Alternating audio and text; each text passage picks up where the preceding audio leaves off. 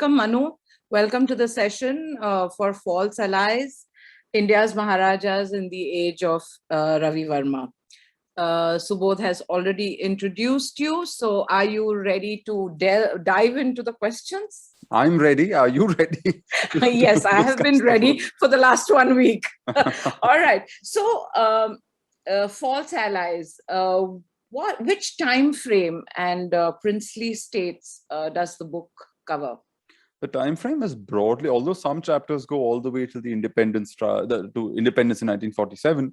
For most part, the time frame is the second half of the 19th century and the first decade or decade and a half of the 20th. So really, if I had to stretch it, I would say First World War, but in reality, just the first decade of the 20th century and a good half of the 19th century, which to me is an interesting period because this was when nationalism was still being created. It was still being developed. People had to come up with an argument, and it wasn't easy to develop an argument in favor of nationalism in a country of such diversity.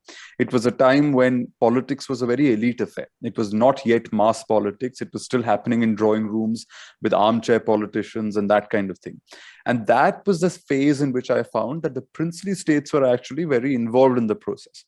They were part of that discussion. They were part of that process. And I thought, it's an interesting way to counter the cliche of the princely states that we have, which comes from a slightly later period when the princely states sort of fell out with the nationalists. So I thought this 50-year chunk or this 50-year phase can tell us something a little that may complicate and nuance our understanding of the nationalist struggle itself. It could tell us about how nationalism was forged. It can tell us about our own modern Indian history and add a fresh layer to it. And that's what the book attempts to do. Of course, princely India was a very vast category. There were hundreds of states. I've chosen 5 states simply because I wanted to go into some depth into each state instead of writing a general textbook. So yeah, it's just a case study of 5 states woven through the travels of Ravi Verma, who worked in each of these states. But it talks about how the princes contributed to politics, how they stood up to imperial pressures, how nationalism and the conversations around that included the princes, how industrialization was used as a means of economic nationalism against the British, and so on and so forth. Right. So which states are we looking at in the book? We're looking at Travancore to begin with, which is where Ravi Verma began his career in the 1860s. In the late 1870s, as a young man, he goes to Pudukkottai in Tamil Nadu. Travancore is in Kerala. This is in Tamil Nadu. That's the next state I cover. Then in the 1880s, by which time he's a little more famous and well-known in South India, he ends up in in Baroda. Then Mysore follows. And finally, just a few years before his death, 5 years before his death, he's in Udaipur. Each of these states gives me an insight into a very distinct political setup. So Travancore is highly bureaucratized, highly sort of modernized, and has a very interesting history. Pudukkottai is ruled by a caste of kings you don't associate with kingship. Kallars, who were considered, as the British call them, a criminal tribe. In Mysore, the dynamics are different. In Baroda, it's about Marathas ruling over Gujaratis. So it takes you into a different aspect of Indian history. And finally, the Rajput system in Udaipur, which is completely alien to bureaucratized Travancore because that was a highly feudal state. So each of these states I found had a distinct history. And that's also why I chose Ravi Verma, because without me having to arbitrarily choose, he would give me a platter with several options and I could dispassionately study each. So that is how Ravi Verma is tied to this book, is it? Yes. I use him as a thread through the book because, again, I didn't want independent standalone chapters with nothing in common with the other. And if I did an independent study of each state, that's how the book would end up looking. But I wanted some common running thread through the book, and Ravi Verma was useful there because he was a society painter, because he was related to royalty. He was not only himself from the princely universe, but he also ended up painting so many, which became a means by which to weave their stories together. As I keep admitting myself, it's a very slender thread. He's always in the background. He's not the main figure. So if people buy the book expecting to read about Ravi Verma, yes, there is some interesting stuff on him, but he's not the main thrust of the book. He's only what holds it all together. So when I read the book, it almost reminded me of Alfred Hitchcock, who would make an appearance in each of his movies. But of course, Ravi Verma's appearance is far more than how Hitchcock would appear in his films. You did speak about, stereotypes that were attached to the Maharajas of these princely states. You have actually disputed those stereotypes. Which are these stereotypes, if I may ask? You take a simple popular book like Freedom at Midnight, such a classic example, and you look at the chapter on the Maharajas, and there you have those stereotypes. Oh, Maharajas had lots of women in their harem. They were, these women were all lonely and sad, and the Rajas were just sort of womanizing all over the place. Even when they wanted to kill themselves, it was through drinking excess champagne or whatever. That's how, even suicide was very expensive for the Maharajas. They oppressed people day in, day out, breakfast, evening, lunch, all of that. They were oppressing people, all of that. I mean, the thing is that when I meet a stereotype, obviously what provokes the question is that why does the stereotype exist? Obviously, there may be some grain of truth to it. Yes, it comes ultimately from a feudal structure. Ultimately, kingship is centered, especially in India, on caste and several complex subjects. But all the same, is there more to the story than the stereotype allows us to think? And that's what I wanted to peel back and check. So for instance, when we say that the Maharajas were obsessed with ceremony and small things like ritual, you realize that, hold on, there were more meanings to this than may appear at face value. So ceremony or a ritual of kingship had a lot to do with politics and how politics was governed. So tweaking a ritual, tweaking a court ceremony could actually suggest fallen status for somebody, the Maharaja's sentiment. It was actually a platform through which politics was negotiated. And the British played that game as well. So much for them making fun of the Maharajas. They were just as keen to trot out Maharajas in fancy clothes and jewelry, trying to impress the world by having these grand assemblages of exotic rulers. So that was one thing. The other was the idea that all their states were terrible. Now, scholars like Ian Copeland have shown that if you look at the princely states and you look at British India, 40% and 60% of the country, you find that communal violence was lower in the princely states and higher in British India. Now, British India was ruled by dispassionate civil servants, and much of princely India was ruled by Orthodox Hindus and Orthodox Muslim princes. Why was it this way? Why was the communal violence less in princely India and more in British India? So there's an interesting political question there. So too the role of women in politics, with all the prejudice and all the inconveniences they've been saddled with, yet you find such remarkable female political figures in the princely states. And finally, also the fact that if you take a 70-year arc of India's freedom struggle, starting from the elite phase, pre-Congress in the 1870s, when you had these regional nationalist clubs, down to independence in 1947, you find that for nearly a good 50 years, the Rajas were on good terms with the nationalists. They actually ended up supporting each other in interesting ways, down to Gandhiji's time. Gandhiji, as late as 1935, was hesitant to interfere in the princely states.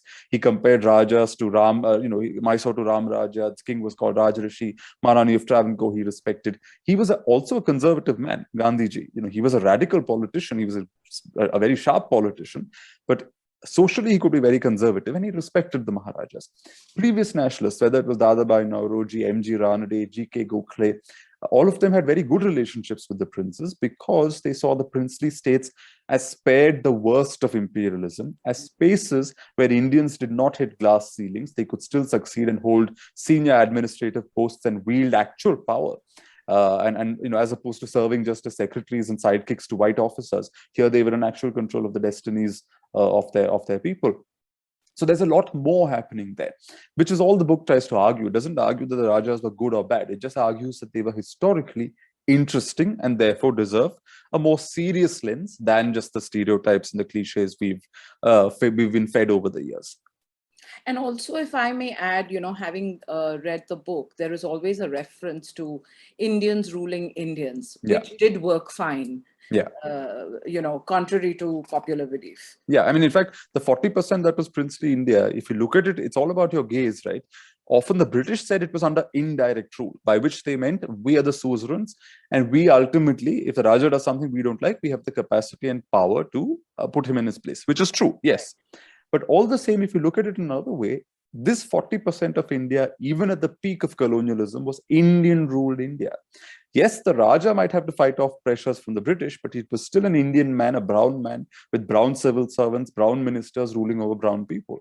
Which means even in understanding colonialism, it's important to study the princely states because conditions of colonialism in the princely states were very different from conditions of colonialism in British India, which means even at a global level, if you're studying imperialism and how colonialism worked, it's important to study this because it tells us about new facets of how imperialism operated. It tells us about new ways and devices and techniques by which imperialism could be resisted.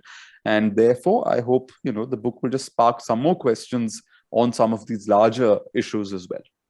So the book, and I quote, it speaks of Maharajas and rulers, in quotes, obsessed with industrialization, who funded nationalists, as you mentioned earlier.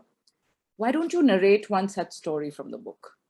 Well, industrialization is an interesting bit to talk about because several Maharajas, especially Baroda, towards the south, I suppose more to the coastal areas as opposed to northern India, where the princely states were slightly more backward. You find that many of these Maharajas are very keen on good governance. And it did not necessarily emerge because they bought into the cult of progress and thought, oh, we must now deliver progress to our people. Ultimately, they were political actors and politicians. And like politicians today, politicians then were also interested in survival. They were also interested in self-interest. A lot of Rajas realized that under the colonialism, under the conditions created by colonialism, under the new pressures that were there, how do you keep British interference to a minimum? One handle by which the British could interfere in the princely states was misgovernment. So you reduce the room for misgovernment and you try and govern well, not necessarily because you love your subjects and want them to enjoy the benefits, but because you want to preserve your political turf. And right. Therefore, a lot of Rajas started to focus on good governance as a means to keep back British interference. In Travancore, it could take the form of simply, compiling statistics and these annual reports on administration on how many roads were built, how many schools were built, and bombarding the British with it so that the British would not come and interfere. In other states, it could take different forms. Industrialization is interesting because this is what Mysore did. Mysore, for 50 years, which I narrate in the book, it's an interesting story. It was unjustly taken away from the Wadiyar dynasty, and the British were in control. One of the side effects was that by the time it was returned to the Wadiyars, the British had created a kind of infrastructure, a bureaucracy and all of that the Rajas could rely on, which meant the Rajas had two options. One was to just continue on autopilot and the state would just keep getting run well and the Raja would just have to manage it.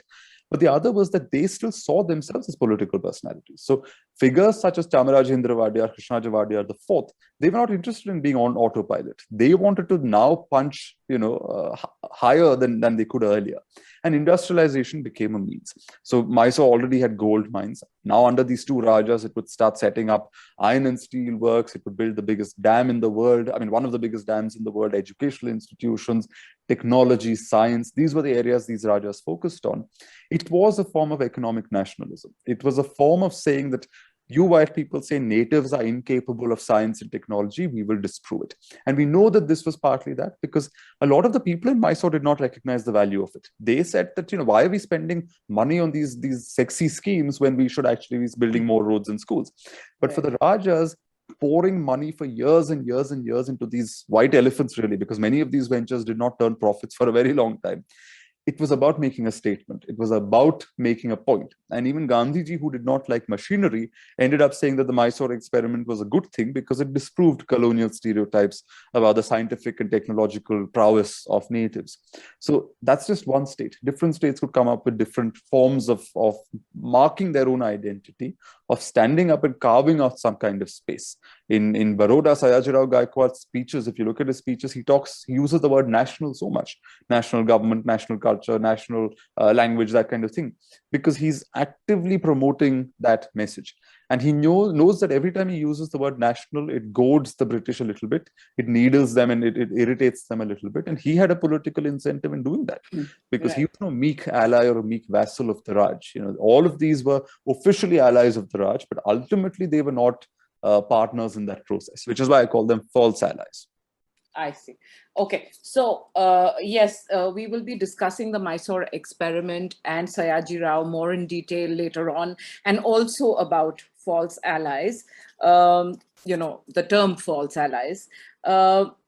Let's get to how the Maharaj, you spoke of, and you speak of how the Maharajas tried their level best to stay independent, to protect their own princely state from the Raj. But these were, as you read in the book, were met with challenges not only from the Raj, but within the ranks itself. So can you give us an example of that? That's the other thing, right? We assume that in princely states, the Raja was an autocrat. And, as I said, he oppressed everybody and everybody just sort of passively got oppressed. But that's not true. I mean, if you take the states in Rajputana, for example, Udaipur, Mewar, what you see is that there is pressure from above, from the British. Then there is the king. The king originally, many of the Rajput Rajas originally welcomed the East India Company, but because they were chafing under Maratha control and they were losing all their political autonomy under the Marathas. So when the Marathas were displaced by the British were welcomed in Rajputana. But then having been welcomed, the Rajas wanted to preserve their turf. They didn't want further encroachment on it. So you have that complicated relationship between the suzerain and the Raja. But the Rajput system is also one where the Raja shares a lot of authority with his subordinate vassal chieftains.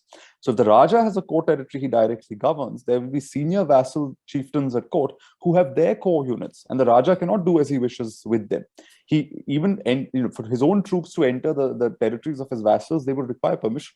Because some of these families, they were not equal in political status to the Raja, but they were equal in legitimacy to the Raja. So just as the Raja defended his turf, his subordinates would defend his turf. And it was the same in other states like in Hyderabad also. When the British said they governed the Rajas under indirect rule, many Rajas had further subordinate political institutions and families under them, which were in a similar formula of indirect rule. Right. So then you have the king under pressure from the British, but also trying to keep his vassals in check. And the vassals are constantly trying to check his power. So that's the second dimension to princely politics in let's say, a Rajput state. Then, of course, there's the people. In Rajputana, the Bhil tribes periodically rebelled against Rajput authority. And there were the Jat peasants. And the Jat peasants had networks outside Rajputana with Jats elsewhere. And they were the ones who ultimately would hear about nationalism and import techniques like Satyagraha, etc., into princely politics. So they had their rights and their incentives as well. And of course, then there were elements like the women in the harem, the kind of influence they wielded. So a Raja had to always maintain some kind of a balance between the British, his own chieftains, his own court, his bureaucrats. Someone like Fateh Singh of Mewar would not even appoint a minister because he feared the minister might get too pally with the British and reduce his power. They would end up conspiring against him. So you have to watch against your minister. You have to keep the women in the palace in check because they are not meek at all. The women in the palace had political agency. And you have to manage your peasants and tribals and so on. So princely politics is a very convoluted, complicated affair. If politics in British India was complicated, we cannot assume that the princely state somehow had it easier, it was simpler. It was not. It was just as complex. And that is why we need to study it, because it can tell us a lot about caste relations, communalism, all kinds of issues. To this day in Karnataka politics, I believe you're in Karnataka, right? Yes. Gokaligas and Lingayats are spoken of as very important factors. Go back to princely Mysore and you see that the same communities wielded power in those days. And in 1831, Krishnaja Vadiyar III was essentially toppled because of a Veerashaiva rebellion against the Vadiyars. Even then, the Veerashaivas and the Vokaligas were an important peasant group who could and did challenge the power of the king. And this has been mentioned in the book. Yes. So the kings were not... Yes, so kings were autocrats in the sense that, yes, the structure of power was monarchical, so they were autocrats, but they were not uncontrolled autocrats. There were different checks and balances in princely states, and there were rulers who managed to carry it all together, and there were rulers who flopped and sometimes could be toppled by their own subjects. Right. So speaking on the same subject, I found the dynamics between the Diwan and his Maharaja, especially in the south, very, very volatile, very, very delicate. Could you tell us more about this? Well, the Diwans are a fascinating set because by the late 19th century, the Rajas increasingly, many of them want English-speaking Diwans because you need English as a language to deal with the British. So somebody who's familiar and at home in that language is an asset to you.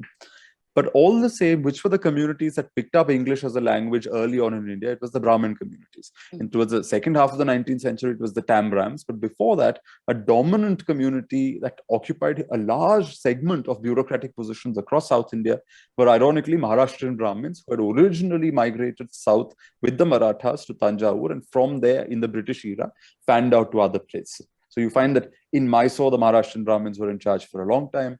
In Pudukkottai, they were in charge for a long time, to the extent that revenue accounts were kept in Marathi, not in the local language, which is Tamil. In Travancore, ultimately Malayalis by the late 19th century had a formal protest because they said, we've got these foreign Brahmins coming and ruling us. So the Divans were always a slightly complicated affair. They were in a sense foreigners to the state, and therefore they had certain weaknesses, and the people did not necessarily always like them. All the same, their Brahmin status and the fact that they were English educated made them attractive assets to the Rajas. So again, politics then became this triangular contest between the British, the Raja. So the British have their imperial interests. The Raja wants to preserve his, in quotes, traditional avatar and his influence. And then there's the Divan, who has to manage, in a sense, both of these characters. And Divans also wanted the state to progress. Many of them realized that their careers, their reputations would be built on how successful their administrations were. Their next job depended on how good as Divans they were. So a Divan could have dreams of constitutional government, of like this wonderful administrative reform and all of that, which the Raja might check, because too much constitutionalism eats into the Raja's share of the pie, and the Raja will not easily accept all of it, even though he may accept some of it. Similarly, when a Divan wants administrative reform, a Raja will hold back a little bit, because he knows that there are caste groups, there are other elements in play. It's not just about reforming the administration. Politics is much more complicated because societies are involved. Just as today we have technocrats in politics who think that it's just about efficiency, but then you hit a society where caste matters, gender matters, so many complications emerge. So Rajas were conscious of preserving some of those traditional balances while also modernizing. Divans wanted to modernize and burnish their own reputation. Sometimes they could take the tone of these schoolmasters. If a Raja was weak, a Divan could actually bully the Raja. In Cochin, there was a Raja who wanted certain religious ceremonies conducted, and his Divan said, fine, but do it at your own expense. I'm not giving you state funds for it. And the Divan had the capacity to say that. Back to his own Raja, because the Raja was weak, the Divan was strong, and naturally the British ended up supporting the Divan. So as a result of this, the Divans were in a sort of love-hate relationship with the Rajas. All the same, because the Rajas imported the Divans often from British India, what happened is that British India, these men would find that they could join the British service, but ultimately they were glorified secretaries to some white men. Only by transferring to princely service could they really actively do something. So a lot of these men therefore sort of idolized the Rajas also, because they saw the Rajas as giving them space to flourish, but all the same ended up falling out with a lot of the Rajas after a period of time, because to the Rajas it looked like the Divans had grown too big for their boots. It was again, very interesting tensions, very interesting dynamics there, which all deserve further study. Somebody from like Dadabhai Nauroji, we know of him as a man who went and won one of the first elections as a black or a brown man in the British Parliament, but he was before that a Divan in Baroda. That aspect has come out in Dinyar Patel's book, but before that barely anyone spoke of it. But we should speak about it. Why was it that one of the first draft constitutions, as the scholar Rahul Sagar has shown, was designed and framed in a princely state by a princely minister? Because debates and discussions on constitutionalism were happening in the princely states, precisely because you had Indian authority, and the modernizers wanted to see how you could balance tradition with modernity. So for all these reasons, the Divans are fascinating figures. In fact, I've covered some of them in the book, Madhav Rao, Sheshaya Shastri, Rangacharlu, but I think each of them, frankly, deserves their own biography, because there's so much more to learn, there's so much more to excavate. You called Madhav Rao and Shastri, I think it was someone's boys. Powell. Powell's boys. That's the other thing. And I find that so fascinating, because here is a British who's groomed these two men. Yeah. What do you have to say about that? I mean, that's the thing, right? In those days, there weren't that many English institutions available to people. So what you find across South India at one point is that many of these Brahmin Divans and senior bureaucrats are not only related to each other, they often come out of the same institutions. So in Travancore, one state, 1858 to 1872, 14 years, Madhav Rao is Divan. He's replaced by Sheshaya Shastri, who's his classmate from school, because they all went to the same school and they were all Powell's students. After Sheshaya Shastri, there's a local man, but the next Divan, V. Ramayangar, is again from the same school. He's again a classmate, again a contemporary who studied with Sheshaya Shastri and Madhav Rao. So 3 Divans of Travancore have come out of the same school. A 4th Divan, a few years down the line, is Madhav Rao's cousin, also from one of these new English institutions that's come. Madhav Rao wanted very much the Divanship of Mysore, which he didn't get, but his son ends up becoming Divan of Mysore. I mean, and it wasn't just in the princely states. Robin Frickenberg's book, Study on Guntur district in what used to be Andhra Pradesh, it tells how there was one Brahmin bureaucrat who ensconced some 80 relatives of his, all these Rao Brahmins, Maharashtrian Brahmins, in senior administrative positions simply because he had the influence, and simply also partly because these were the men who were picking up the languages and picking up the skills and therefore could occupy those posts. That's why in all of these South Indian states, you find a eventual bubbling up of resentment against the Rao Divans. Because one Rao would be replaced by another Rao and yet another Rao, and people were just frustrated. They're like, we want to be governed by our own Divans, by people who live here, who've grown up here, not people who come here with some dreams of modernization and personal ambition, because that, as I said, had its own issues. You spoke of Pudukkottai earlier. The state and its ruler, faced not so a desirable outcome. Why is that? I mean, what happened in Pudukkottai? Pudukkottai was, it's a small state, about 1,200 square miles. It was ruled by Kallars. So just as the Rajputs had their Rajput order with Rajput kings and vassals, the Kallars were, as I said, a criminal tribe, as the British called them. They were originally considered thieves and bandits, and that was the, in quotes, hereditary occupation of the community. But in Pudukkottai, they had transitioned over a long period of time into kingship. And what's interesting is early in that chapter, I talk about how the East India Company was essential to that graduation, because they begin as warlords. Then they start serving the Rajas of Ramnad, who are connected to Vijayanagara in a long network and sort of layers of power. Then eventually they become zamindars. And it's by using the British and the East India Company and supporting the East India Company that they graduate to full Raja status from these earlier sort of smaller positions that they had. So you see that, it wasn't just the East India Company coming and dominating India. A lot of Indian powers were able to manipulate that process for their own gain as well. So again, as I said, it nuances our understanding of colonialism as a much more complex affair. Not just foreigner came and oppressed everybody. No, in that process, there were other things happening. Now, what happens in Pudukkottai is that the Kallar Rajas there, they have this Kallar system where other relatives of their subordinate Kallar chiefs control the state. Now, modernization necessarily by the 19th century requires a degree of centralization. You need central authority in the capital. You start requiring a central bureaucracy. So you start depending less on your feudal chieftains, more on appointed bureaucrats, which means you start to sort of sober down the power and authority of your chieftains. This naturally has repercussions, which the repercussions lead to rebellion, etc. That has to be put down. Then you start bringing in these Brahmin Divans. And the Brahmin Divans, if they find a weak ruler, they become dominant. And that's what happens in Pudukkottai. Ramachandra Tondaiman is weak. He can't, the Kallar system is breaking down. The people who have been brought in to create a new system naturally have greater control over it and therefore greater power vis-a-vis the Raja. And eventually the Rajas turned into very much a figurehead. It's the Diwan Sheshaya Shastri, who's just retired from Travancore and come to Pudukkottai. He starts becoming the main figure there. And he does his reform, builds big buildings, starts having bureaucrats there, to the extent that at one point the Rani complains that he just replaces a new, like mini versions of Sheshaya Shastri everywhere, because he just brings these Brahmins everywhere, where earlier there were Kallar lords and chieftains. And eventually the king dies and his grandson becomes the next ruler. And the important question then is that the previous king, because he was a traditional Kallar or whatever, he spoke English and all that, but he was unable to grapple with this modern dynamic. As a result, you now need a king who's trained in the right way to be able to become king of a modern state, as opposed to what was earlier available with a grandfather. Which means that he's bombarded with lessons, he's kept away from his mother and sisters, he's kept away from Kallar culture, he's sort of anglicized in a certain way. It ends up backfiring spectacularly because they de-Kallarize this man to such an extent that he refuses even to marry a Kallar woman. And he ends up marrying an Australian lady and ultimately abandoning his kingdom and living abroad. And the British, as well as the bureaucrats, realize that you can't actually do that. You can't create some kind of ideal king who's westernized in the right measure and de-Kallarized in the right perfect kind of balance. It's bound to be lopsided. It's much more complex, and you need kings who actually do feel a sense of connection to their states. So cutting off the king's roots, his cultural origins, and sort of Sanskritizing him and Anglicizing him can backfire. That has happened in Pudukkottai. So it was annexed by the Raj? No, it was not. Ultimately, it was not. Luckily, what happened was that when this ruler trotted away to Australia to live with his wife, there was, of course, he left people in charge, which is a very unsatisfactory state of affairs.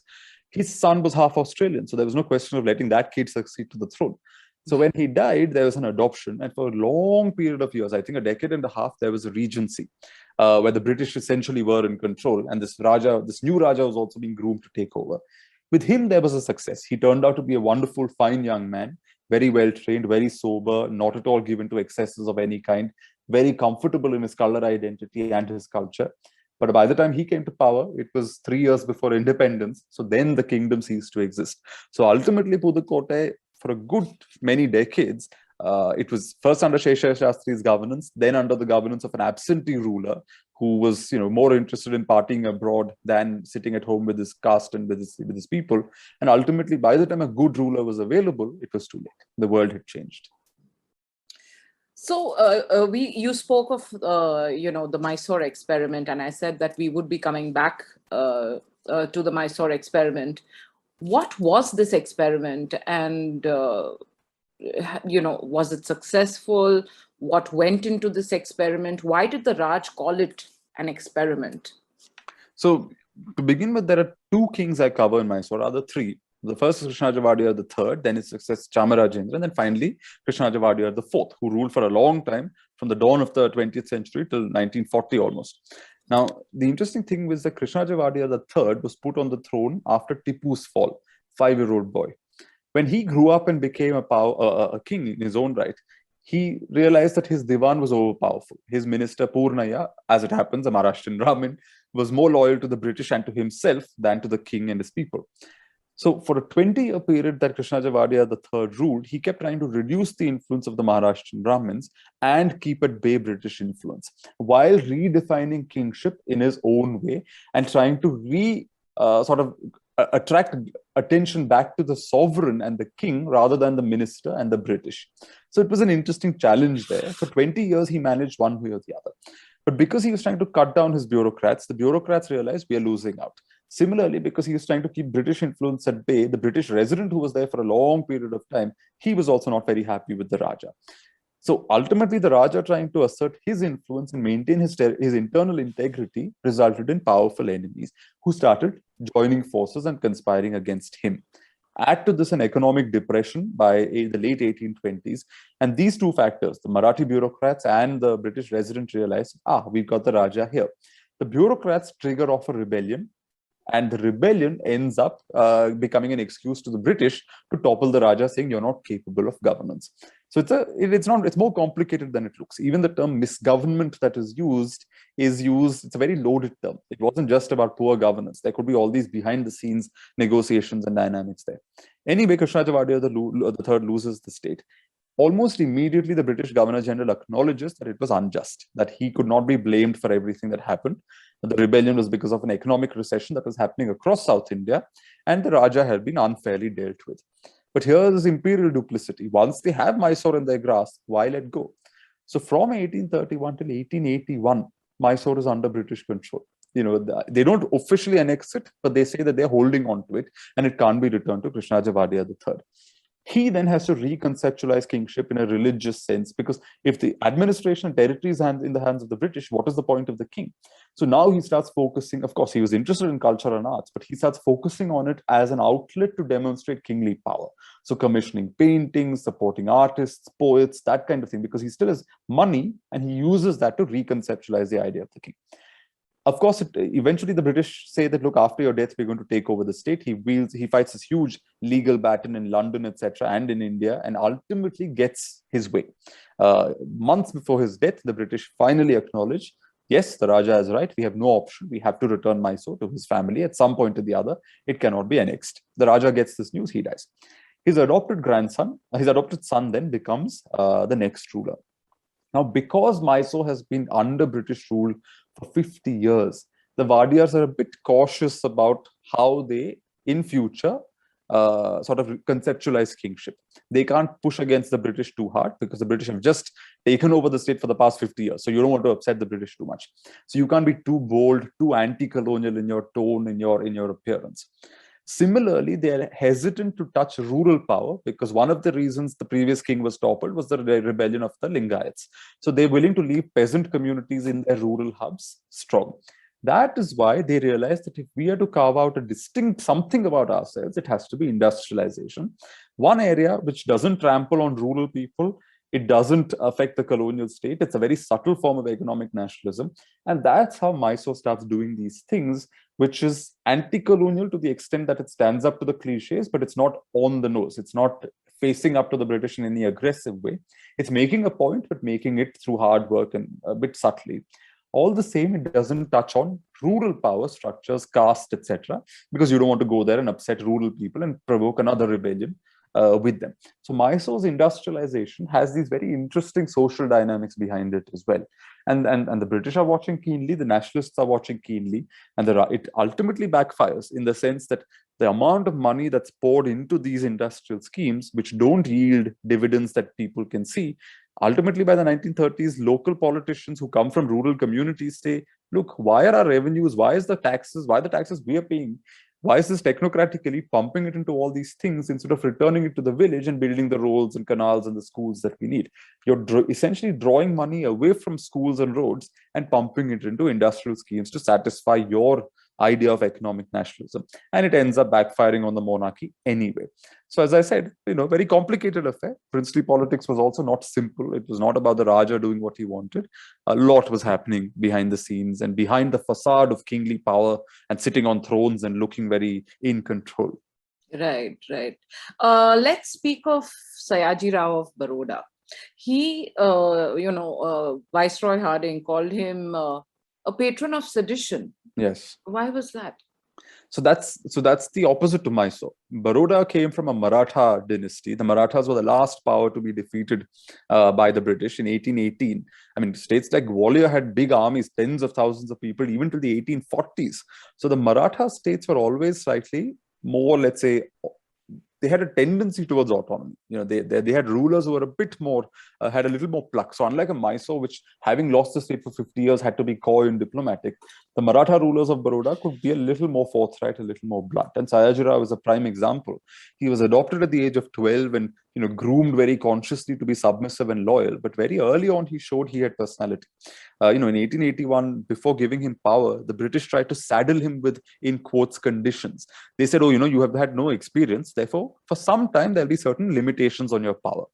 Sayaji Rao is all of 19, and having been groomed by the British, you would expect he would say, fine, but he did not. He said, okay, you want certain limitations on my power, but you have to give me an exact deadline.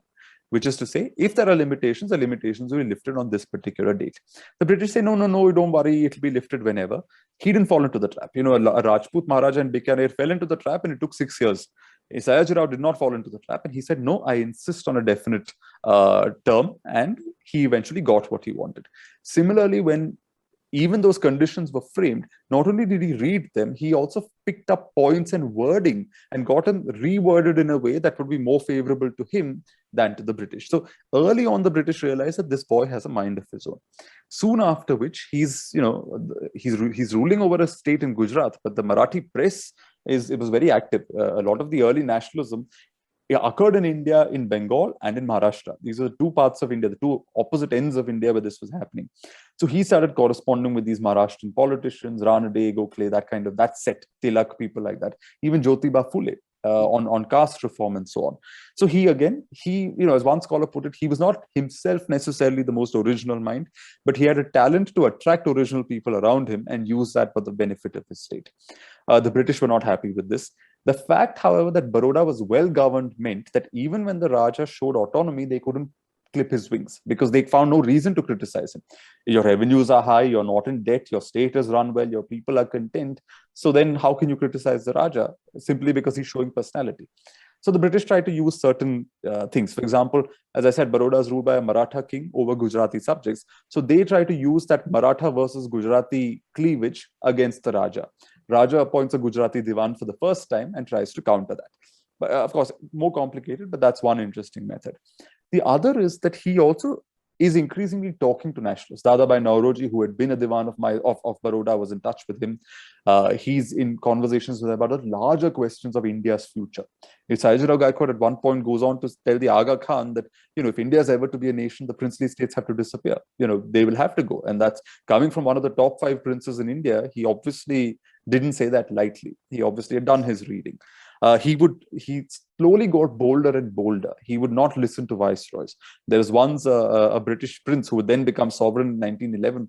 He was passing through India and he was coming to Baroda. And Sayajirao was asked to cancel his own trip to go abroad in order to receive the prince. And he said, no. He said, my government will receive the prince and he will be taken care of. I'm not cancelling my plans for just because European royalty is visiting. He's not that important. Similarly, it was found that at one point by the early 1900s, not only was Sayajirao funding the Congress party on a regular basis, he also funded Dadabhai Naoroji's election to the House of Commons. He was funding regional clubs. He was funding regional education institutions to which revolutionaries were being attracted.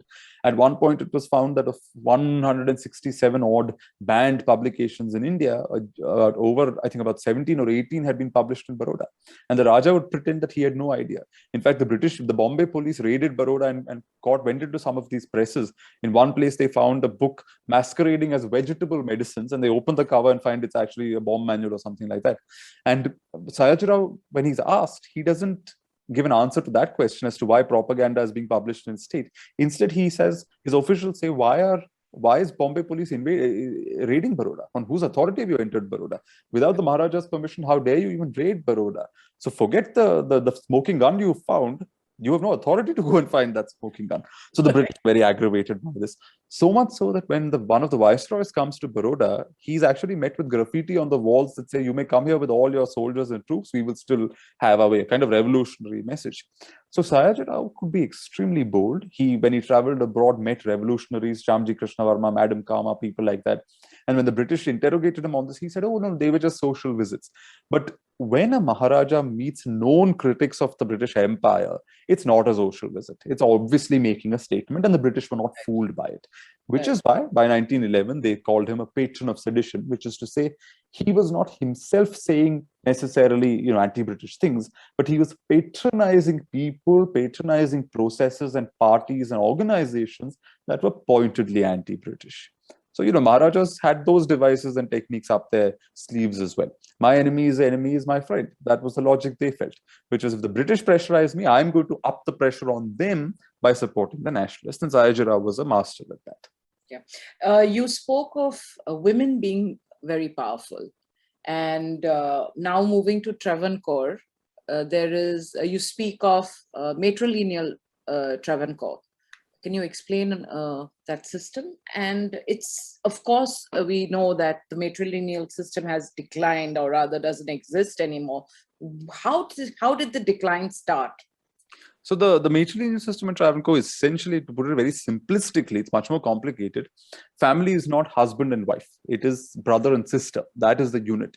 And the brother's heirs are the sister's children. In fact, the brother is only the manager of the property. The sister is the owner. And her children are the claimants to that. So in that sense, I, as a Malayali Nayar, born in a Malayali Nayar family, I belong to my mother's family.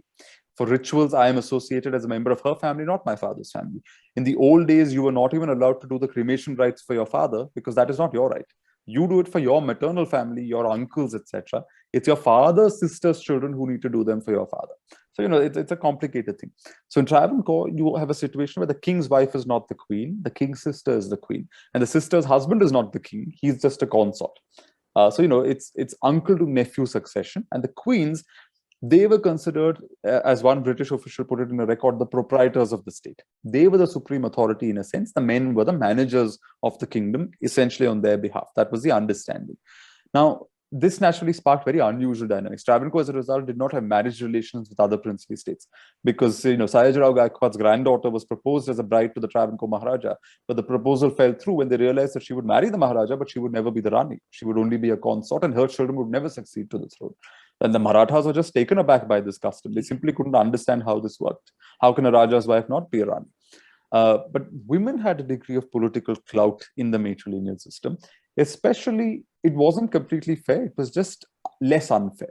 So it wasn't like women could govern directly. In some matrilineal families, like the Arakel family of Malabar, if there were 3 children born, let's say a daughter, a son, and then a daughter, the eldest child, regardless of gender, would inherit the title. So if the eldest was a girl, she would actually rule. Only after her death could her brother succeed. But in most matrilineal families, if there was a sister and the brother succeeded, and the sister's children would succeed after him. Except if the men in the family were young, or if there were no men, then women could succeed in their own right. And when they did, they were called Maharajas, not Ranis. They occupied the male title because whoever wielded power had that title. Even their local title, men and women were both called Tamburans. Tamburan is just usually used for men, but even the women used that title because they were entitled to that. And because of that, in Matrilineal Travancore, in the chapter that I described, these were Ravi Varma's granddaughters. There were two Maharanis, and both exercised and sort of used power in different ways. One sort of made sure that the British would stay on her side, and she sort of made sure she had good relationships with them to shore up her influence. The other subverted British power, and she made her son stand in the front and essentially used him. In many ways, he was a puppet. She was the real power behind the throne. He wasn't interested in the temple. I'm not saying he was an idiot, but she was the real political force behind him. And at one point, she was very keen for him to be put on the throne earlier. There was a regency going on, and she didn't get along with her sister, who was the regent. And the British always said that, oh, these Indian Rajas, they're all controlled by their mothers. These women from the harem control these Rajas. In this particular chapter, I show how that was reversed, because this lady, the Raja's mother, tries every trick available, including petitions to the British, formal applications, meetings to the viceroy to try and get her son on the throne early. It fails. Ultimately, how does she triumph? She manages to get friendly with a lawyer. That lawyer is friendly with the viceroy's wife. They use this back channel and use the viceroy's wife to get the viceroy to do what the lady wants. So for years, she's tried all the official methods, has not worked. Ultimately, the British, who say that Indian Rajas are in the control of their wives, here the Rani uses the viceroy's wife to get the viceroy in control and the viceroy to issue orders that she wants. So as I said, it's another case in counter manipulation and in showing that they were not passive. There was a lot of counter manipulation also happening. Right. So, this whole book is a series of, or I would say a collection of historical accounts. But the book is presented in such a way that it feels like a non-fiction short story book. It's a different, style of writing that you have presented in this book. Now, is this style that you're comfortable writing in, or is there a purpose? Or have you developed this kind of style? Because it has a very healthy smattering of humor. I mean, to have serious historical accounts, presented in it has light moments. It is, you actually laugh. I've laughed and giggled, and it's been so engaging in every which way possible. So is this something that is your own style, or have you, I think so. I mean, the thing is, I don't compromise on the research. So if you look at the book, 150 pages are notes. For serious people who really want to follow up something, the material is all there. All the same, I don't believe in writing history with jargon and in an academic fashion, where you go and frame your argument in one linear sort of way. I'm ultimately trying to make it interesting for people as well.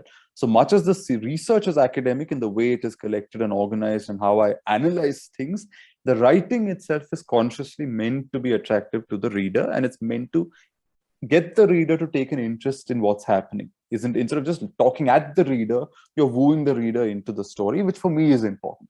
I know a lot of academic scholars don't like it. They think that you should stick to the point and not focus so much on the storytelling aspect of it. For me, it's the other way around. I think history deserves and requires to be communicated to larger audiences, and one way of doing it is by making it more interesting in the way you tell it. As for the humor, it's not really, I can't take credit for it. The thing is, the material has it. The material is humorous. The material is funny. We assume that British control over Maharajas, etc., derived from very stiff, serious things. But in reality, these British residents, every 2 weeks, they would send a report to the Viceroy's office. It was often a collection of gossip of what was happening in the palace, who was sleeping with who went to see anywhere, someone at 2 o'clock in the morning. That kind of material was gathered. So there's plenty of humor in the material itself. Nothing I relate is of my creation. I've just found the material that is actually quite interesting and at certain points funny, and used it without any issues. And perhaps I know where to place it in a certain way so that the reader enjoys it. But other than that, the idea that history does not have humor is not true. History was made by human beings, and where human beings go, there's going to be scandal, there's going to be comedy, there's going to be politics, there's going to be tragedy, all of these elements. So just as the book has serious analytical points to make, it also does not shy away from the funny and the comical and the tragic and the personality oriented of history, because all of these are also part of historical reality. So Manu, why don't we end with you reading a funny part in the book? Well, I don't know if this is a funny part, since you told me just before the event that I should find something to read. It's from page 15 of the book, so it's just from the introduction. And it's about how ritual and ceremony could be used as a means to push back against the British. So I'll just read from there. On the Indian side, meanwhile, as British power swelled, ritual offered a platform for princes to taunt their suzerains, even when official language was sugary. In 1861, the Nizam of Hyderabad was created a member of the Order of the Star of India. While intended as an honor, it also meant acknowledging the Queen Victoria's supremacy, causing the man to avoid his investiture for as long as possible. When it could no longer be delayed, he refused to place the insignia around his neck, declaring it akin to a slave's collar. As for wearing a medal featuring Victoria's face, there was no chance at all. So at the ceremony, the Nizam simply grabbed it from the British representative's hand, deposited it on the throne, and sat on it. It was not resistance by street protest or armed force, but within the princely setting and its powerful world of symbols, it was still a denial of legitimacy to the Queen's authority. Even trickery was not unprecedented. In 1877, another Nizam went to Delhi, where his minister attempted to convey that Hyderabad was equal in sovereignty to the Raj, even if unequal in strength. When the viceroy asked for the Nizam's loyalty and allegiance, the minister coolly translated the chief words as friendship and alliance. My interpreter, having noticed this, I corrected the intentional mistranslation, hissed the viceroy, and caused the young Nizam to be informed that I meant obedience and fidelity, not loyalty and not friendship and allegiance as the earlier chap had done. Meanwhile, in 1871, Raj officials were aghast to find that Gwalior was still minting coins in the name of a Mughal emperor. Resistance appears also in native ministers' regular use of the term royal family for Indian princely lines, which the British saw as a violation. To them, these were ruling families because only Victoria was royal. These negotiations on wording and ritual, moreover, were not bursts of pique. As one scholar put it, a slavishly subservient prince would have undercut his own legitimacy, making defiance one way or another, and in whatever degree affordable, an inbuilt feature of the princely relationship. Subversion, in fact, was an inbuilt feature. Imperative to his political dignity. Subversion, in fact, was an inbuilt feature of the princely relationship with the British, though the extent to which it could be attempted depended on many factors, including the nature of their representative, that is, a British representative called the resident, the attitude of the higher authorities, and the personality and pluck of each ruler. Indian princes often ventured, for example, to cloister British officers in their capitals, preventing free intercourse with their court and refusing audiences. In the mid-19th century, the Hyderabad resident, for instance, complained that he was purposely kept in isolation from local men of rank and eminence. Decades later, in 1922, a successor gloomily repeated how he too had not been allowed a confidential conversation of even 5 minutes with the Nizam. Such unfriendliness was strategic, for why risk transmitting unnecessarily intelligence to the British, who in their paranoia also ran an elaborate machine for hoovering gossip. This did not mean that Maharajas did not employ similar techniques. Rulers in Lucknow, Jaipur, Hyderabad seduced residents, giving them bribes, employing their illegitimate children, and even greasing the palms of their Indian assistants. In Indore, a resident was scandalized on being presented gold coins concealed in a fruit basket. When admonished, the sender, a Maharani, apologetically asked whether he had expected a higher figure. If a resident remained noisy, other responses were invented. For example, excuses ranging from prayer to the operation of depilation, which is waxing, were put to postpone unwanted discussions with British political agents and thus gaining these rulers valuable time and sometimes negotiating advantage. In 1841, when told that approval was mandatory for ministerial appointees, one Maharaja promptly declared his intention to rule without a minister. Fudging accounts was another favorite technique. As late as 1906, the British were ruing scanty information about Jaipur's finances, for example.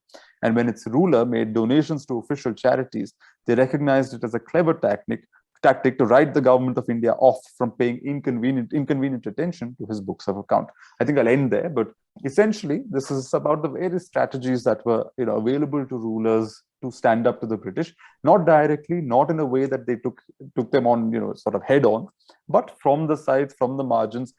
On the face of it, you would be very submissive and slavish, but behind the scenes, you could try and goad them, needle them, and trouble them in various innovative and creative ways. But Manu, I thoroughly enjoyed the book.